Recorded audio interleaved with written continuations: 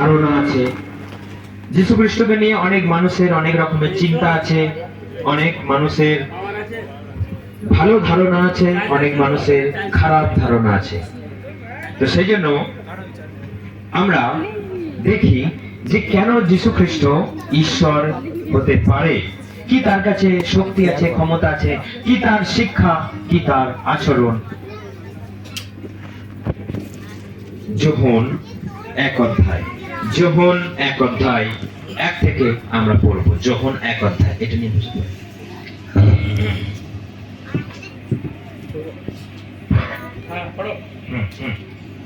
প্রথমে বাক্য ছিলেন, বাক্য ঈশ্বরের সঙ্গে ছিলেন এবং বাক্য নিজে ঈশ্বর ছিলেন।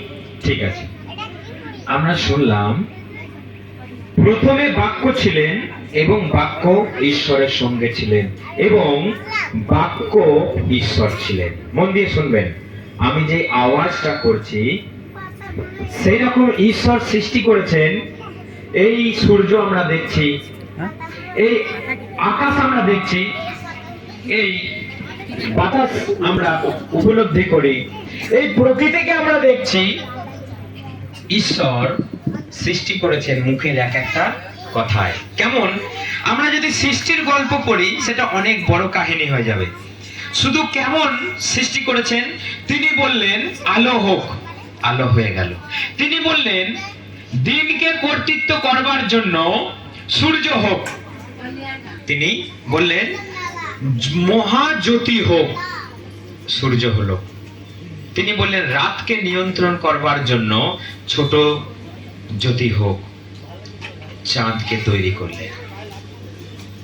অর্থাৎ তাকে দেখা যায় না, তিনি অদৃশ্যমান ঈশ্বর, তিনি আত্মা ঈশ্বর, তিনি আত্মার ঈশ্বর। তিনি সৃষ্টির শুরুতে তিনি কথা বলে সৃষ্টি করেছেন সবকিছু। তিনি ঝুড়ি কোদাল নিয়ে, তিনি অস্ত্র শস্ত্র নিয়ে, তিনি যন্ত্রপাতি নিয়ে তিনি সৃষ্টি করেননি, বা তার কাছে দরকার নেই। তার একটা মুখের কথাতেই সবকিছু যথেষ্ট। তিনি বললেন রোগ সুস্থ হয়ে যাও, রোগ সুস্থ হয়ে গেল। তার জন্য তার ছুরি কাঁচি আনার দরকার নাই, তার মুখের একটা কথাতেই যথেষ্ট। অর্থাৎ কেন আমি এই কথাটা বললাম, সৃষ্টির শুরুতে ঈশ্বর শুধু শব্দ ছিল, আলো হো, আলো হয়ে গেল। আকাশে তারা হো, তারা হয়ে গেল। অর্থাৎ তাকে তখন দেখা যেত না, তিনি মানুষের মতো তার রক্ত মাংসের বডি ছিল না, তিনি কেবল মুখে বলেছেন হয়ে গেল। ঠিক আছে, বোঝা গেল তখন পর্যন্ত? তারপর লেখা আছে বাক্য ঈশ্বর ছিলেন। অর্থাৎ তিনি যে আওয়াজের সৃষ্টি করলেন সেই আওয়াজই ঈশ্বর ছিলেন, সেই আওয়াজই। আচ্ছা সব একটু চুপ বাচ্চারা, আওয়াজই অর্থাৎ বাক্যই ঈশ্বর ছিলেন। এখন আমরা দেখব 2 থেকে আমরা পড়ি। তিনি আদিতে ঈশ্বরের কাছে ছিলেন, সকলই তাহার দ্বারা হয়েছিল, যাহা হয়েছে তাহার কিছুই তাহার ব্যতি রেখে হয় নাই। তাহার মধ্যে জীবন ছিল এবং সেই জীবন মনুষ্যগণের জ্যোতি ছিল, আর সেই জ্যোতি অন্ধকারের মধ্যে দীপ্তি দিয়েছিল, আর অন্ধকার তাহা গ্রহণ করল না। অর্থাৎ আমরা দেখছি যা কিছু সৃষ্টি হয়েছে তার মুখের কথার দ্বারাতেই সৃষ্টি হয়েছে, তাকে ছাড়া একটা কিছু এই পৃথিবীতে হয়নি। এখন আমরা দেখব 14, কি লেখা আছে 14-তে? সেই বাক্যই মানুষ হয়ে জন্মগ্রহণ করলেন, হ্যাঁ, এবং আমাদের সঙ্গে বাস করলেন। হ্যাঁ, দেখুন এখানে লেখা রয়েছে যেই কথা, ওটাকে বন্ধ করে দিন, ওটাকে বন্ধ করে দিন। সেই বাক্য মূর্তিমান হলেন এবং সেই বাক্য মাংসে মূর্তিমান হলেন আর আমাদের সঙ্গে বাস করলেন, আমাদের সঙ্গে বাস করলেন। অর্থাৎ যিনি সৃষ্টি করেছেন তিনি মানুষ রূপ ধারণ করলেন। যিনি সৃষ্টিকর্তা, যিনি আগে কেবল আত্মা ছিলেন, বাক্য ছিলেন, যিনি কেবল আওয়াজ করতেন, সেই আওয়াজই এখন মানুষ রূপ ধারণ করলো। হালেলুয়া। তিনি মানুষ রূপ ধারণ করলেন আর আমাদের সঙ্গে বাস করলেন। আমরা দেখলাম তার মহিমা। কার মহিমা? প্রভু যীশু খ্রিস্টের মহিমা। কারণ তিনি মৃত্যুকে জয় করে উঠেছেন। মৃত্যু তাকে যখন কবরে রাখা হয়েছিল তখন পুরোহিতেরা, পণ্ডিতেরা, যাজকেরা, জিহুদিরা পাহারাদার রেখেছিল। কেন পাহারাদার রেখেছিল? যে যেন তার শিষ্যরা তার বডিটাকে লোপাট করে না দেয়, চুরি না করে যায়। সেই জন্য কিছু টাকা পয়সা দিয়ে সিকিউরিটি গার্ড রেখেছিল। কবরের সামনে একটা পাহাড় কাটা কবরের ভিতরে তাকে রাখা হয়েছিল আর মুখটা একটা বড় পাথর দিয়ে বন্ধ করে দেওয়া হয়েছিল। কিছু সিকিউরিটি গার্ড রেখেছিল টাকা পয়সা দিয়ে, জিহুদিরা, পুরোহিতেরা, যারা তাকে হত্যা করেছিল। কেন? তাদের ধারণা ছিল হয়তো তার শিষ্যরা তার বডিটাকে চুরি করে নিয়ে চলে যাবে আর সবাই বলবে যিশু জীবিত, যিশু জীবিত হয়ে গেছে, হয়ে গেছে। কিন্তু সেটা আর বালাই নাই। তিনি কবরকে ফাটিয়ে জীবিত হয়ে উঠলেন। হালেলুয়া। সেই সিকিউরিটি গার্ড গুলো সচক্ষে দেখলো এটা, যে তিনি জীবিত হয়ে উঠলেন। তার কোন যে তাকে কেউ পাথরটা এসে সরিয়ে দেবে, কবরের মুখটা খুলে দেবে, পাহাড়টা কেউ কেটে দেবে, তিনি জীবিত হতে পারবেন, তিনি উঠতে পারবেন, তার বালাই নেই তার কাছে। তিনি কবরকে ফাটিয়ে জীবিত হয়ে উঠলেন। আর সেই সিকিউরিটি গার্ডেরা সচক্ষে দেখে তারা চমকে গেল। হালেলুয়া। যখন এই খবরটা চাড়াচাড়ি হতে লাগলো, ফোরকাস্ট হতে লাগলো, তখন সেই যাজকেরা সেই সিকিউরিটি গার্ড গুলোকে আরো বেশি টাকা দিয়ে মুখ বন্ধ করে বলল, এই কথা তোমরা কাউকে বলবে না, এই কথা তোমরা কাউকে বলবে না যে যীশু খ্রিস্ট জীবিত হয়ে উঠেছে, আমরা সচক্ষে দেখেছি। তোমরা টাকা নাও আর এটা ভুলে যাও। সেই জন্য জিহুদিরা আজও বলে যীশু খ্রিস্টর বডিকে চুরি করে নিয়ে চলে গেছে। তাদেরকে শিখিয়ে দেওয়া হয়েছিল যে কবরের মুখ খুলে আমরা সিকিউরিটি গার্ডেরা যখন ঘুমিয়ে পড়েছিল বা ছিল না, তখন তার শিষ্যরা এসে বডিটাকে চুরি করে নিয়ে চলে গেছে। হালেলুয়া। কিন্তু তাকে চুরি করা যায় না, তাকে আটকে রাখা যায় না। তিনি কবর থেকে জীবিত হয়ে উঠলেন। সেই জন্য মানুষের আজও কিছু মানুষ বলে যে যীশু খ্রিস্ট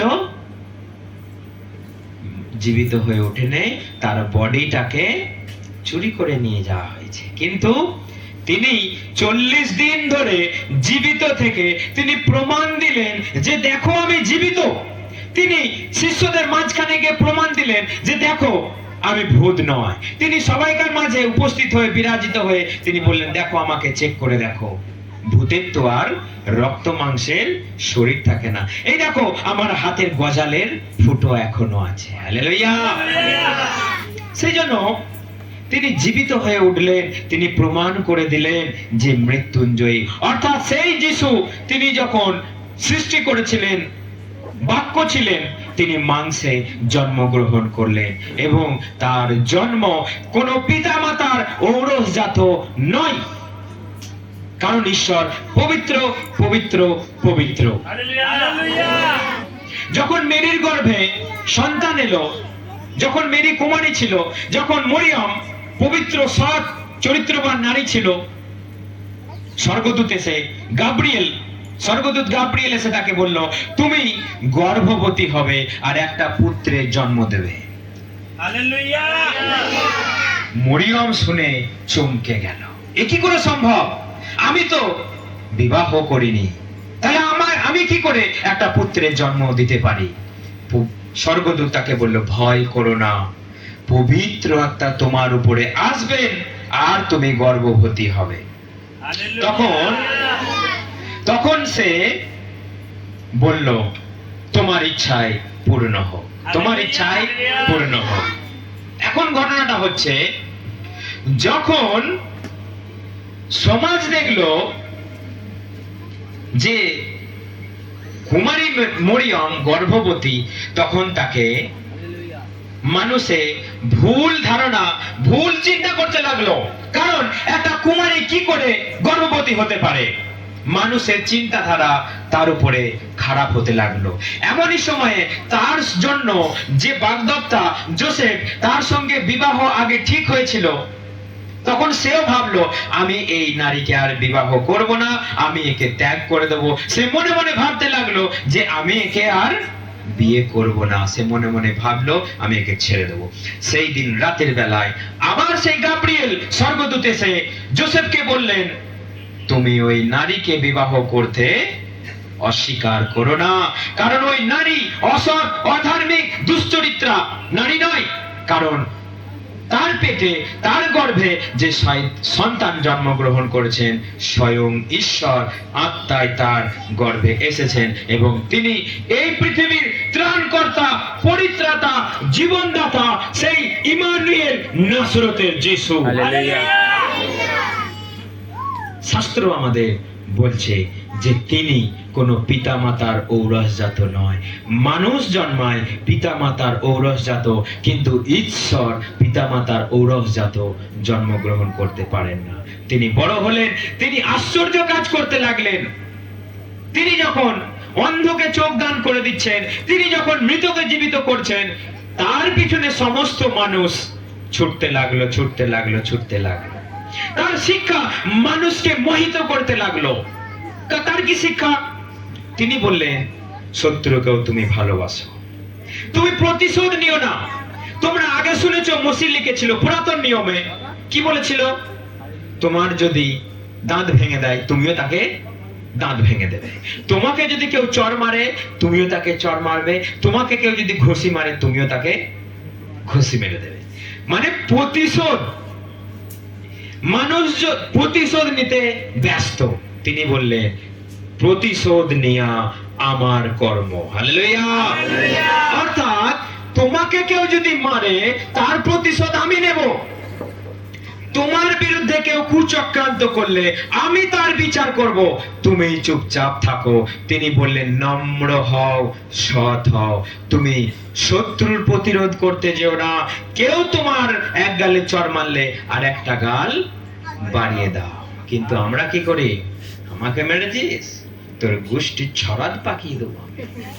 প্রভু যীশু খ্রিস্ট বললেন, শত্রুকেও তুমি ভালোবাসো। তোমার প্রতিবেশীকে তুমি নিজেকে যেমন ভালোবাসো, তুমিও তোমার প্রতিবেশীকে ভালোবাসো। তোমার প্রতিবেশীর কোন দ্রব্যে তুমি লোভ করো না। মিথ্যা সাক্ষ্য তুমি দিও না। আজকে আমরা মিথ্যা সাক্ষ্য দিতেই ব্যস্ত। কিছু একটা ঘটলো, আপনি সেই তিলটাকে নিয়ে তাল করে মানুষকে বলতে শুরু করে দিলেন, হ্যাঁ ওটাই হয়েছে। যেটা হয়নি আপনি সেটাই বলেন, সেটাই হয়েছে। অর্থাৎ আমরা মিথ্যা সাক্ষ্য দিতে দিতে দিতে দিতে দিতে দিতে আজকে তিলকে তাল করে ফেলছি।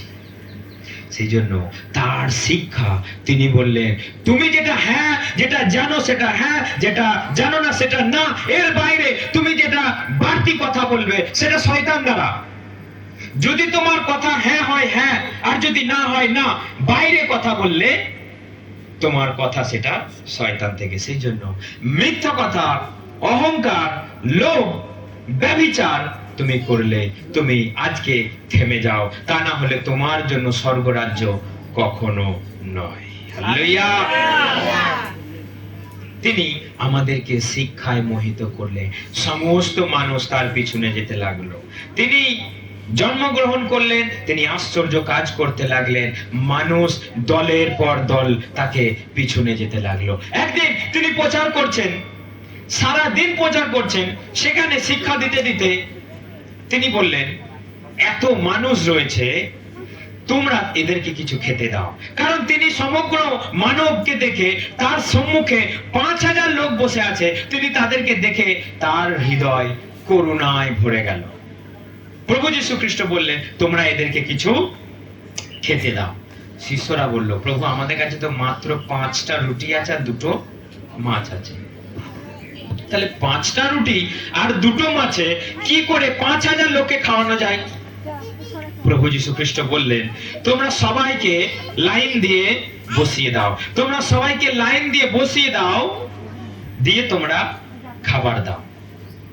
প্রভু যীশু খ্রিস্ট সেই 5টা রুটির ঝুড়িকে একবার ধন্যবাদ দিয়ে প্রার্থনা করতে করে সবাইকে দিতে লাগলেন, সেই ঝুড়িটা শেষ হলো না। হালেলুয়া। সেই 5,000 লোক খেলো, আবার বেড়ে গেল, কয়েক ঝুড়ি বেড়ে গেল, তারা সেটা নিয়ে চলে গেল। 5টা রুটি 5,000 লোককে খাইয়ে আবার কিছু বেড়ে গেল, সবাই পেট ভরে খেলো, কেউ আধ পেটা খেলো না। হালেলুয়া। অর্থাৎ তার আশ্চর্য কাজ, তার আশ্চর্য শক্তি, তিনি এটা প্রমাণ করে দিলেন যে তিনি ঈশ্বর হবার যোগ্য রাখে। যেটা ঈশ্বর করতে পারে তিনি সেটা করে দেখালেন। যে ঈশ্বর এই আকাশ, পৃথিবী, সূর্য, বায়ুমণ্ডলকে তৈরি করলেন, সেই ঈশ্বর জীবন দিতে শুরু করলেন। হালেলুয়া। জিহুদীদের মধ্যে একটা ধারণা ছিল যে 3 দিন পর্যন্ত মানুষ জীবিত হতে পারে, মৃত্যুর পরে মারা গেলে মানুষ 3 দিন পর্যন্ত শয়তান তাদেরকে জীবিত করতে পারে। শয়তান 3 দিন পর্যন্ত একটা মৃত মানুষকে জীবিত করতে পারে কখনো কখনো। সেই জন্য তার একটা প্রিয় সন্তান লাসার নামে একটা সন্তান তার মারা গিয়েছিল।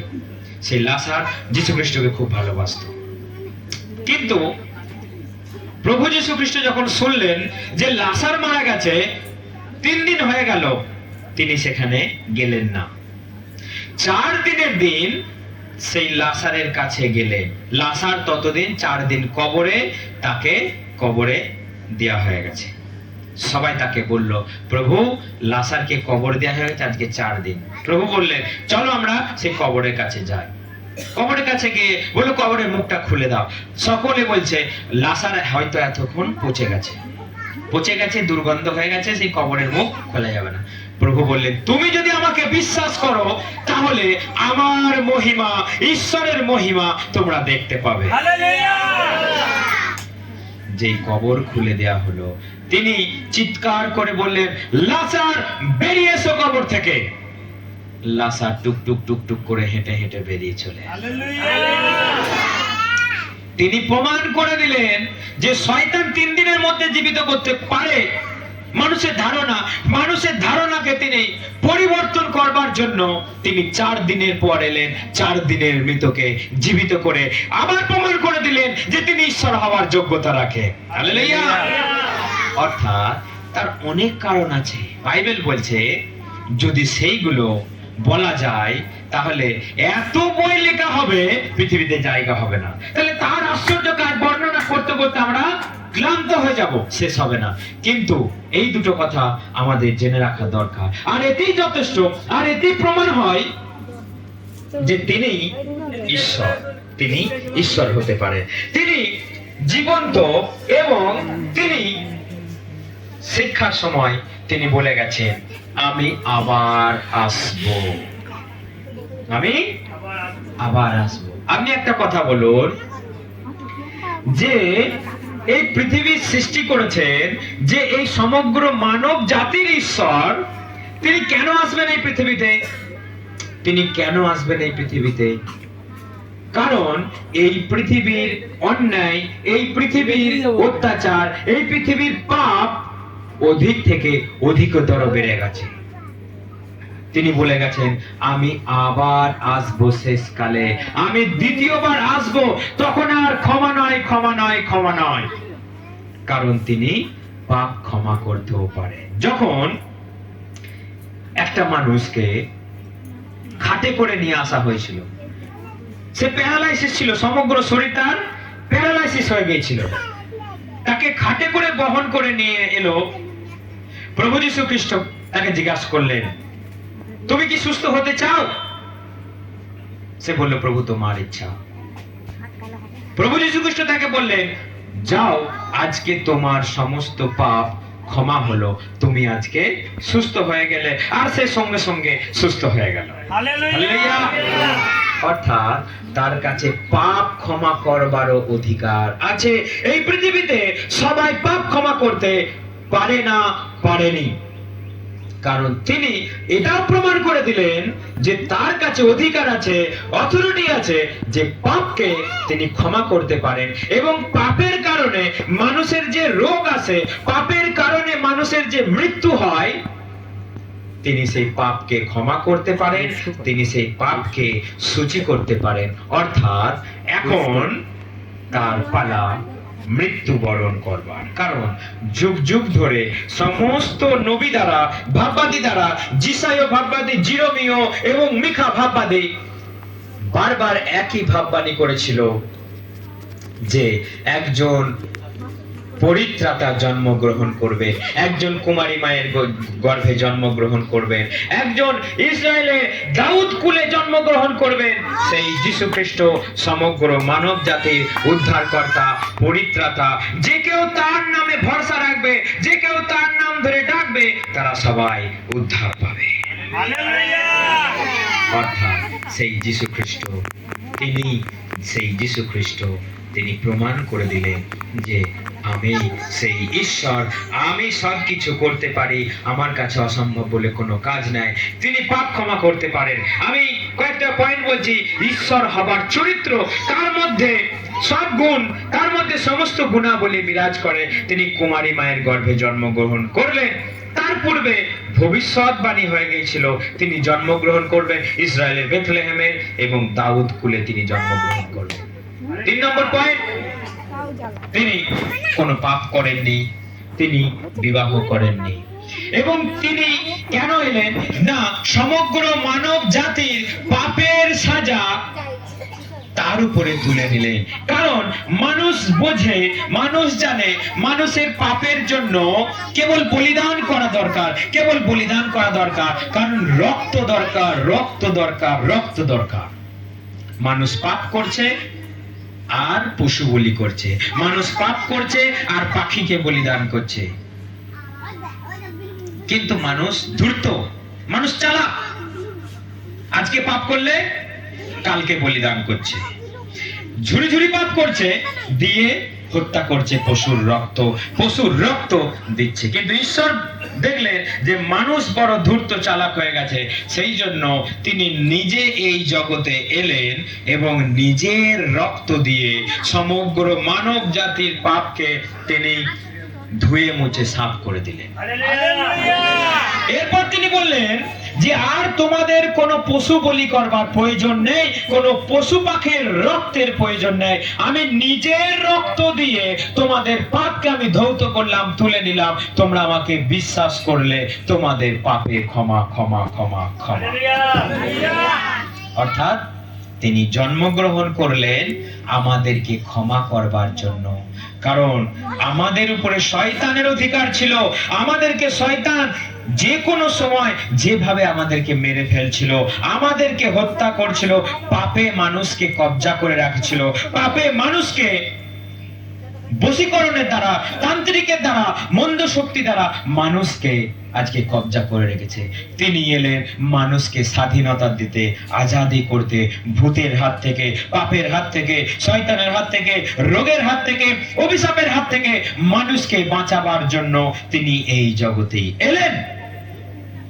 তবু আমরা তাকে বিশ্বাস করি না, তবু আমরা তাকে মানি না, তবু আমরা অনেক মানুষ ভাবি যীশুখ্রিস্ট কেবল খ্রিস্টানদের, যীশুখ্রিস্ট কেবল খ্রিস্টানদের।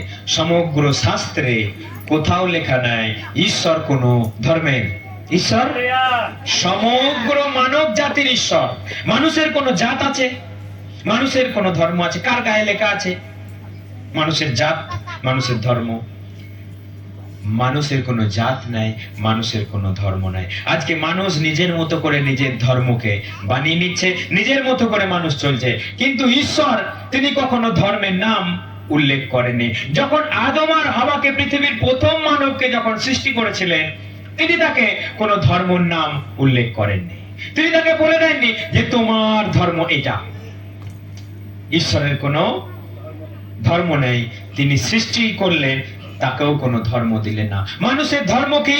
মানুষের ধর্ম ভালোবাসা, মানুষের ধর্ম মানুষকে ভালোবাসা, মানুষকে হেল্প করা, একসঙ্গে চলা, পবিত্র সত্য কথা বলাই মানুষের ধর্ম, একসঙ্গে জীবনযাপন করাই মানুষের ধর্ম। হালেলুয়া।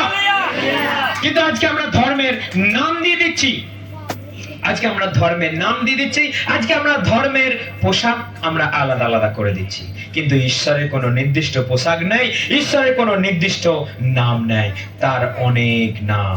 আপনি যে নামে তাকে ডাকবেন সে নামেই তিনি সাড়া দেবে। কারণ একটা গান বলছে, যে নামে ডাকি সে নামে তুমি সাড়া দাও পিতা, ব্যাকুল হৃদয় জোড়ায় প্রাণ মধুমাখা সেই নামে, যন্ত্রণা ও বেদনা ও দূর হয় সেই নামে,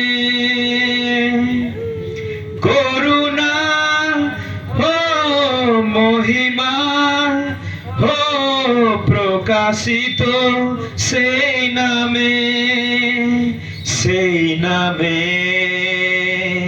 অর্থাৎ ঈশ্বরের কোনো নাম নাই। হালেলুয়া। আপনি ভালোবেসে তাকে যে নাম দেবেন তিনি সেই নামেই আসবেন।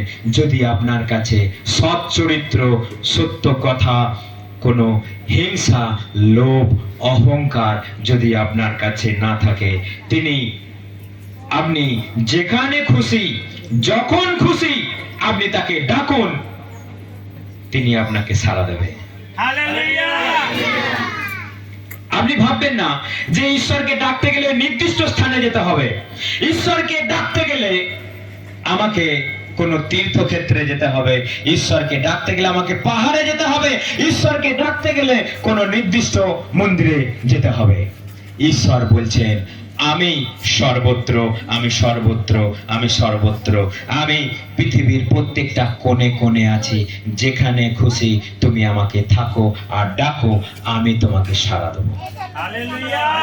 অর্থাৎ ঈশ্বরের চরিত্র আপনারা দেখলেন। এখন বাকি প্রভু যীশু খ্রিস্টের এখন মৃত্যুকে জয় করে উঠে তিনি বলে গেলেন, যখন জৈতুন পর্বতে তার শিষ্যরা যখন একত্রিত হয়ে আছে, তিনি বললেন, আমি যা শিক্ষা দিয়েছি তুমি সমগ্র জগতে তোমরা যাও, আর তোমরা আমি যা শিক্ষা দিয়েছি সবাইকে সেই শিক্ষা দাও আর সবাইকে শিষ্য করো। আর দেখো প্রতিটা দিন আমি তোমাদের সঙ্গে সঙ্গে আছি। এইটার মানে আপনি জেনে রাখুন, ঈশ্বর আপনাকে কখনো ছাড়বেন না। তিনি প্রতিটা দিন, প্রতিটা সময়, প্রতিটা মুহূর্ত, প্রতিটা সেকেন্ড আপনার সঙ্গে সঙ্গে তিনি থাকবেন, তিনি আছেন, তিনি আপনাকে ছেড়ে দেবেন না। তিনি বলছেন, কখনো তোমার মা তোমাকে ত্যাগ করলেও করতে পারে, কখনো একটা সন্তানকে তার মা ত্যাগ করলেও করতে পারে, কিন্তু আমি তোমাদের কখনো ত্যাগ করব না, আমি তোমাদের কখনো ছেড়ে দেব না, যুগ যুগ ধরে যুগান্ত পর্যন্ত আমি তোমাদের সঙ্গে সঙ্গে আছি। হালেলুয়া। অর্থাৎ এটাই ঈশ্বর হবার ক্যারেক্টার, চরিত্র, এটাই ঈশ্বর, যে তিনি আমাদেরকে ছাড়বেন না, আমাদেরকে ত্যাগ করবে না। আপনার যত দুঃখ আপনি তাকে বলুন, কারণ তিনি বলছেন, আমি তোমার বন্ধু। বন্ধু বন্ধুকে যেমন মনের কথা বলতে পারে, বন্ধু বন্ধুকে যেমন গোপন কথা বলতে পারে, তোমার সমস্ত গোপন কথা আমাকে বলো। কোন মানুষকে বলার দরকার নেই, কোন শিক্ষককে বলার দরকার নেই, তুমি আমাকে বলো। দরজা জানলা বন্ধ করে তুমি আমাকে বলো, তোমার কি সমস্যা, তোমার কি রোগ, তোমার কি যন্ত্রণা, তুমি আমাকে বলো, আমি তোমাকে সাড়া দেব, উত্তর দেবো। কারণ তিনি গোপনে আছেন, তিনি গোপনেই আপনাকে সাড়া দেবেন, আপনাকে ছাড়বেন না। আপনার দুঃখ, কষ্ট, যন্ত্রণা, আর্তনাদ, চোখের জল, আপনি ভূতগ্রস্ত, পীড়িত, তান্ত্রিক দ্বারা, বশীকরণ দ্বারা, মন্দ শক্তি দ্বারা যদি আপনি পীড়িত থাকেন, আজকে আপনি তাকে বলুন, প্রভু যিশু তুমি যেমন 12,000 মন্দ শক্তি পাওয়া ভূতগ্রস্তকে তুমি মুক্তি দিয়েছিলে, তুমি আমাকেও দাও, তুমি আমাকেও মুক্তি দাও, তুমি আমাকেও সুস্থ করো। আমার এই সমস্যা, আমার এই রোগ, আমার এই দুর্ঘটনা, আমার পরিবারে কেবলই পুরুষ মানুষ আত্মহত্যা করছে, আমার পরিবারে কেবলই এক একটা করে রোগ আসছে আর মরে যাচ্ছে। আপনি ভাববেন না এটা কোনো রোগ, আপনি ভাববেন না এটা কোনো সমস্যা, এটা পূর্বপুরুষ ধরে সেই অভিশাপ মানুষের জীবনে লেগে আছে, লেগে আছে, লেগে আছে। সেই জন্য আপনি চিন্তা করুন, প্রভু যীশু খ্রিস্ট জন্মালেন আপনাকে মুক্তি দেবার জন্য, প্রভু যীশু খ্রিস্ট জন্মালেন আপনাকে স্বর্গের পথ দেখিয়ে দেবার জন্য। কারণ তিনি বলছেন আমি পথ, সত্য আর জীবন। হালেলুয়া। প্রভু যীশু খ্রিস্ট বলছেন আমি পথ, সত্য আর জীবন, আমার মধ্য দিয়ে না গেলে তোমরা কখনো স্বর্গে যেতে পারবে না। কারণ আমি পিতার কাছ থেকে, স্বর্গ থেকে তোমাদের কাছে এলাম, আবার আমি স্বর্গরাজ্যে যেতে পারি। তুমি আমাকে বিশ্বাস করলে তুমি পিতার কাছে অটোমেটিক স্বর্গরাজ্যে তুমি চলে যেতে পারবে। অর্থাৎ তিনি আজকের দিনে জন্মগ্রহণ করলেন আমাদেরকে মুক্তির পথ দেখিয়ে দেওয়ার জন্য, স্বর্গরাজ্যে যাবার জন্য পথ, রাস্তা তিনি আমাদেরকে দেখিয়ে দিলেন, আমরা যেন সেখানে যেতে পারি। সকলকে অনেক অনেক ধন্যবাদ আপনাদের মূল্যবান সময় আপনারা দেওয়ার জন্য, এবং অনেক দূর থেকে কষ্ট করে এবং সময় হাতে করে নিয়ে টাকা পয়সা খরচা করে আপনারা এসেছেন। ঈশ্বর এর মূল্য আপনাদের সকলকে দেবে। আপনারা যা যা ঈশ্বরকে দান দিয়েছেন, ঈশ্বরকে আপনার নিজের সামগ্রী ঈশ্বরকে আপনি দান করেছেন, ঈশ্বর বলছেন আমি কারো দান, আমি কাউকে নিরাশ করি না। যে আমাকে যেমন পরিমাণে দেবে আমি তাকে ডবল ফিরিয়ে দেব, যে আমাকে দান করবে আমি তাকে আবার ফিরিয়ে দেব। কারণ তিনি কখনো ঋণ রাখেন না মানুষের। আপনি যা তাকে দান করবেন ঈশ্বর আপনাকে ডবল ফিরিয়ে দেবে। সেই জন্য আপনি ঈশ্বরকে যে মন দিয়েছেন, যে ভালোবাসা দিয়েছেন, ঈশ্বর আপনার কাছ থেকে বিশাল টাকা পয়সা, ধন দৌলত চান না। ঈশ্বর চান মানুষের ভালোবাসা, ঈশ্বর চান মানুষের মন, যে তাকে মন দিয়ে প্রাণ দিয়ে ভালোবাসবে, ঈশ্বর তাকেই আশীর্বাদ করবে। ঈশ্বর আপনার ধন দৌলতের প্রতি তাকিয়ে বসে নেয় এবং চায় না। ঈশ্বর আপনার দামি দামি পোশাক ঈশ্বর চায় না, ঈশ্বর আপনার দামি দামি কোনো ঘর বাড়ি চায় না, ঈশ্বর চায় আপনার হৃদয় মন্দির। সেই জন্য আপনি ঈশ্বরকে যেমন দিয়েছেন ঈশ্বর আপনাকে তেমনে ফিরে দেবে। আপনি মূল্যবান সময় দিয়েছেন, ঈশ্বর আপনাকে অনেক আশীর্বাদ করবে। আপনার জীবন চরিত্র, আপনার সংসার, আপনার সমস্ত জীবন আজ থেকে অনন্তকাল পর্যন্ত ঈশ্বর আপনাকে পরিচালনা করবে, সুস্থ রাখবে, ভালো রাখবে, আপনাকে এগিয়ে নিয়ে যাবে।